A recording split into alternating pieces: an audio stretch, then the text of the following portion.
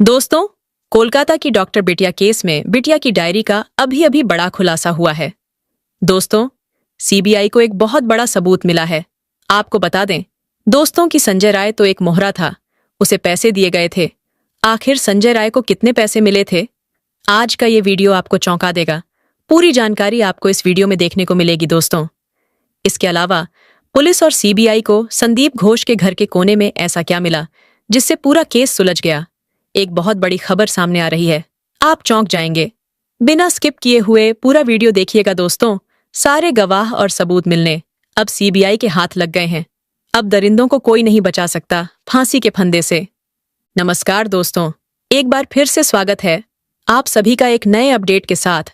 दोस्तों, कोलकाता केस में बिटिया की डायरी चेक की गई, जिसे देखने के बाद सीबीआई हक्की बक्की रह गई।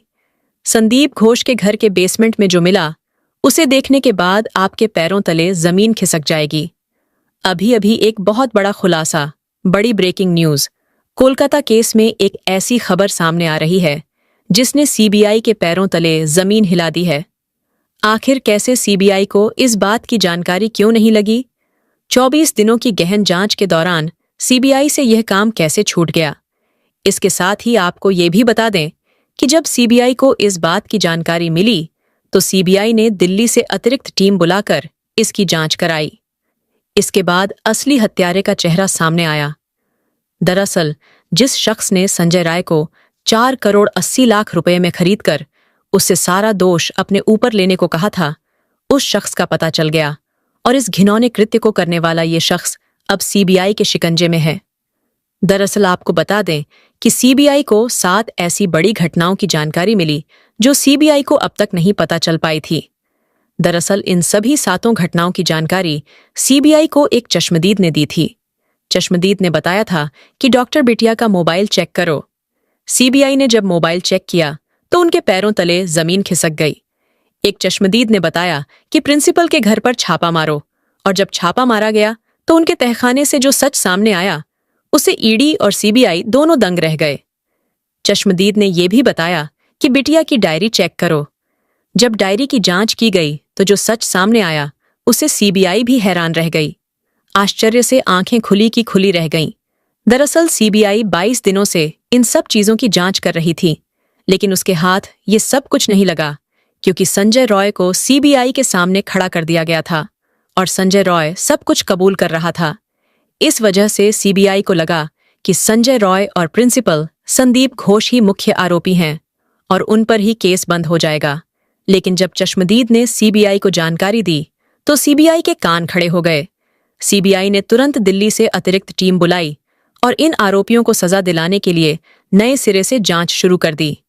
तो चलिए, इस वीडियो में हम आपको बताएंगे कि सीबीआई को ऐसी कौन सी जानकारी मिली है जिसकी वजह से ये पूरा केस बदल गया, और साथ ही हम ये भी बताएंगे कि डॉक्टर बेटी के फोन के अंदर जो वीडियो बना था उसमें डॉक्टर बेटी कितना रो रही थी और वो वीडियो किसने बनाया। हम ये भी जानेंगे कि डॉक्टर बेटी के मोबाइल से मैसेज किसने भेजा, और हम ये भी जानेंगे कि जब डॉक्टर बेटी को प्रिंसिपल का काला सच पता चल गया तो फिर प्रिंसिपल ने उसे क्यों मरवा दिया। इन सब बातों पर हम चर्चा करेंगे, तो इस वीडियो को अंत तक जरूर देखें। और अगर आप सच में डॉक्टर बिटिया के लिए न्याय चाहते हैं और अगर आप उन्हें सच्ची श्रद्धांजलि देना चाहते हैं तो कमेंट बॉक्स में डॉक्टर बिटिया जरूर लिखें, और साथ ही इस वीडियो को लाइक करके डॉक्टर बिटिया को श्रद्धांजलि दें। आपके लाइक करने से आपका कुछ नहीं जाएगा, बल्कि आपके ऐसा करने से डॉक्टर बिटिया को श्रद्धांजलि मिलेगी और उन्हें उन दरिंदों को पता चलेगा कि भारत के करोड़ों लोग उन अपराधियों के खिलाफ आवाज बुलंद कर रहे हैं और साथ खड़े हुए हैं। कृपया उस गरीब लड़की को न्याय दिलाने के लिए कमेंट बॉक्स में justice for Kolkata female doctor लिखें। हम और हमारी टीम डॉक्टर बिटिया को न्याय दिलाने के लिए लगातार प्रयास कर रहे हैं, इसलिए हमें प्रोत्साहित करने के लिए कृपया चैनल को सब्सक्राइब करें। दरअसल बता दें कि सीबीआई अपने जांच में पूरी तरीके से बिजी थी और अपने जांच को वह अंतिम रूप देने के लिए तैयार थी। तभी अचानक एक चश्मदीद गवाह सामने आता है और सीबीआई को बताता है कि क्या आपने डॉक्टर बिटिया का फोन चेक किया। सीबीआई सन्न रह जाती है। फिर सीबीआई के लोग कहते हैं कि डॉक्टर बिटिया का फोन क्यों चेक करना है। चश्मदीद गवाह ने कहा, जरा आप एक बार चेक करिए। फिर सीबीआई अपने टेक्निकल टीम को डॉक्टर बिटिया का फोन देती है और इसके बाद जो पता चलता है, यकीन मानिए, उसके कारण सीबीआई को अपनी पूरी की पूरी जांच को फिर से शुरू करना पड़ता है। दरअसल डॉक्टर बिटिया के मोबाइल में उस रात जो घटना घटी थी, उसका वीडियो किसी ने रिकॉर्ड किया था। यह उन्हीं आरोपी में से एक आरोपी था जिसने अपने मोबाइल की जगह पर गलती से डॉक्टर बिटिया की मोबाइल से रिकॉर्डिंग शुरू कर दी थी। दरअसल डॉक्टर बिटिया का जो मोबाइल था और जो आरोपी का मोबाइल था, वह दोनों एक ही मॉडल के थे, जिसके कारण वह आरोपी अपने मोबाइल की जगह पर डॉक्टर बिटिया के मोबाइल से रिकॉर्डिंग शुरू कर देता है। और जब उसे पता चलता है कि अरे, ये तो दूसरे के फोन से रिकॉर्डिंग हो गया, तो वह तुरंत उस वीडियो को डिलीट कर देता। लेकिन सीबीआई उस वीडियो को वापस रिट्रीव करा लेती है और इसके बाद जब देखती है तो पूरा का पूरा खेल ही पलट जाता है। सीबीआई को सच में पता चल जाता है कि संजय राय को 4 करोड़ 20 लाख देकर के खरीदा गया है। एक थ्योरी के अनुसार बहुत पहले दावा किया जा रहा था कि संजय राय को फंसाया जा रहा है। संजय राय आरोपी तो है, लेकिन यह मुख्य आरोपी नहीं है। संजय रॉय ने बिटिया के साथ घिनौना काम किया तो था, लेकिन उसके साथ और भी थे। लेकिन सीबीआई को इसके खिलाफ कोई सबूत नहीं मिलता है, इसलिए सीबीआई को लगता है कि लोग ऐसे ही कह रहे हैं। लेकिन जब डॉक्टर बिटिया के मोबाइल को चेक किया जाता है तो यकीन मानिए, उसमें जब संजय की सच्चाई पता चलती है तो सीबीआई को यह समझ में आ जाता है कि सच में संजय रॉय को 4 करोड़ 20 लाख रुपए इसलिए दिए गए थे ताकि वह यह पूरे का पूरा जो जघन्य अपराध है वह अपने सर पर ले ले। तभी तो जब संजय राय को पहली बार पुलिस ने पकड़ा था, तभी संजय राय कह रहा था कि हाँ, मैंने ही अपराध किया है, मुझे सजा जल्दी से जल्दी दो और मामला खत्म करो। तब भी पुलिस ने एक बार सोचा था कि आखिर संजय रॉय एक ही बार में अपराध को कबूल कैसे कर लिया। अभी तक तो हमने जांच भी नहीं किया, फॉरेंसिक रिपोर्ट भी नहीं आई और संजय राय अपने आप को आरोपी मान लिया। यह इसके पीछे 4 करोड़ 80 लाख बोल रहा था। यही नहीं, एक चश्मदीद गवाह ने यह भी जानकारी दी कि प्रिंसिपल के घर पर छापा मारा जाए।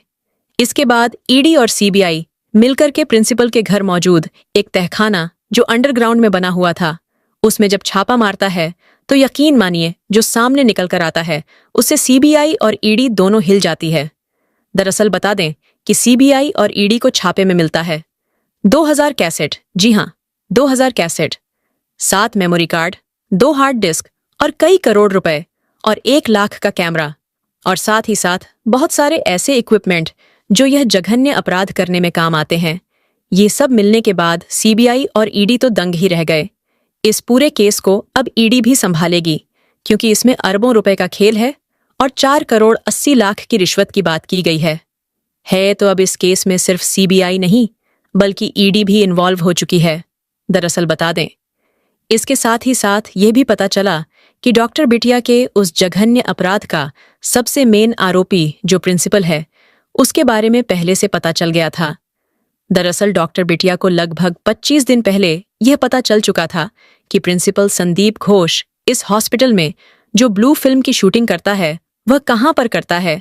उसके बाद डॉक्टर बिटिया ने उसके खिलाफ सबूत भी इकट्ठा कर लिए थे और राष्ट्रपति को सौंपने ही वाली थी कि उसके पहले ही उसके साथ यह घिनौना काम हो गया और डॉक्टर बिटिया इस दुनिया को छोड़कर चली गई। अगर डॉक्टर बिटिया आज जिंदा होती तो हमें कुछ और ही स्कैंडल सुनने को मिलता। लेकिन डॉक्टर बिटिया के जाने के बाद कितना दुर्भाग्य है कि उन्हीं का केस आज पूरी दुनिया में हर जगह ब्रेकिंग न्यूज बन रहा है और कौन नहीं इस केस में जानता है। इस केस की बात हर एक इंसान के कानों तक पहुंच चुकी है।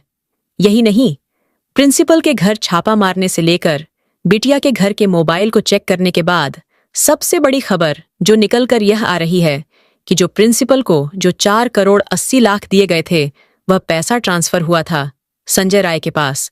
इसीलिए संजय राय पहले दिन से ही उन आरोपों को मान रहा था। यही नहीं, सीबीआई ने बताया कि जब हमने प्रिंसिपल के घर पर छापा मारा था तो जो हमें 2000 सीडी कैसेट मिले थे, उन सीडी कैसेट में हर सीडी कैसेट में एक एक हॉस्पिटल का वह फिल्म रिकॉर्ड करके डाला गया था और साथ ही साथ जो हमें वह मिले थे बहुत सारे मेमोरी कार्ड। उस मेमोरी कार्ड में उन सभी फिल्म का रॉ फुटेज था। दरअसल एक रिपोर्ट के अनुसार पता चला है कि जब भी कोई फिल्म शूट होती थी तो उसे सबसे पहले मेमोरी में डाला जाता था, फिर मेमोरी से रॉ फुटेज एडिटर के पास जाता था। एडिटर उसे एडिट करता था और फिर सीडी कैसेट में डालकर देता था फिर उसे ब्लैक मार्केट में बेचा जाता था। उसके लिए बोलियां लगाई जाती थीं। इसके साथ ही यह भी पता चला कि अस्पताल के अंदर जो ताज़ा शव आते थे, चाहे वो लड़की हो या लड़का, उनके साथ घिनौना काम करके उन्हें रिकॉर्ड किया जाता था। ये सारी रिकॉर्डिंग मिक्स ना हो, इसलिए जिंदा लोगों की रिकॉर्डिंग अलग होती थी और मरे हुए लोगों की रिकॉर्डिंग अलग कैसेट में रखी जाती थी। आपको जानकर हैरानी होगी कि मरे हुए लोगों की फिल्में जिंदा लोगों की फिल्मों से 10 गुना रेट पर बिकती थी, जिससे संदीप घोष को अरबों रुपए मिल गए और उसने सोचा कि अब हमारा ये काला धंधा कभी बंद नहीं होगा, क्योंकि उसे जो भी पैसे मिलते थे उसका ज्यादातर हिस्सा वो कट के रूप में बड़े अफसरों और नेताओं को दे देता था, जिससे वो लोग भी खुश रहते थे। और आजकल ये चल रहा है। मेडिकल कॉलेज में कई दशकों से यही घिनौना काम चल रहा था। आखिरकार बेटी बिटिया के साथ हुए जघन्य अपराध ने इस पूरे केस को एक नया मोड़ दे दिया। सीबीआई ईडी की एंट्री के बाद अब कहा जा रहा है कि ये केस बहुत जल्द बंद होने वाला है। लेकिन बंद करने से पहले आपको बता दूं कि सीबीआई इस केस की एक बार फिर से दोबारा जांच करना चाहती है, क्योंकि ईडी और सीबीआई की छापेमारी से लेकर चश्मदीदों के साथ साथ बेटी के मोबाइल में मिले वीडियो और 4 करोड़ 80 लाख को लेकर जो बातें सामने आईं, ये सब देखने के बाद अब मामला साफ हो गया है कि इसकी दोबारा जांच होना बेहद जरूरी है, क्योंकि इसमें कई ऐसे नाम सामने आ सकते हैं जिनके बारे में शायद अब तक किसी को कोई जानकारी नहीं थी। एक और जानकारी मैं आपको बताना चाहता हूं कि डॉक्टर बेटी के साथ ये घिनौना कृत्य होने से करीब कुछ घंटे पहले एक मैसेज भेजा गया था। उसमें लिखा था कि माँ, मैं ठीक हूं, मैंने खाना खा लिया है और अब आराम कर रही हूं और सोने जा रही हूं। इसके बाद सुबह उठकर फिर से ड्यूटी ज्वाइन करूंगी। अगर कोई इमरजेंसी हुई तो हमारे जूनियर मुझे बुलाएंगे, तब तक मैं आराम कर रही हूं। ये मैसेज सुनने के बाद उसके रिश्तेदारों और परिवार के लोगों को राहत मिली और वे सोने चले गए। अब इस बात की भी जांच शुरू हो गई है कि क्या वाकई वह मैसेज डॉक्टर बेटी ने भेजा था या इन आरोपियों में से किसी ने भेजा था। सीबीआई सभी पहलुओं को बहुत ही बारीकी से जांच कर रही है और जैसा कि मैंने कहा कि अब ईडी भी इस केस में इन्वॉल्व हो चुकी है, तो जैसे ही इस केस में जो भी अपडेट आता है हम उसे आप तक जरूर शेयर करेंगे। दोस्तों, इस घटना को बताने का मकसद किसी को ठेस पहुंचाना नहीं है, किसी को परेशान करना नहीं है, बल्कि आपको जागरूक और सतर्क करना है। आप इस घटना के बारे में क्या सोचते हैं? आप इस घटना का मुख्य आरोपी किसे मानते हैं? कमेंट बॉक्स में जरूर बताएं और अगर आपको हमारा प्रयास पसंद आया तो इस वीडियो को लाइक और शेयर भी करें। अगर आपने अभी तक चैनल को सब्सक्राइब नहीं किया है तो हमारे चैनल को सब्सक्राइब करें। जय हिंद, जय भारत, वंदे मातरम दोस्तों।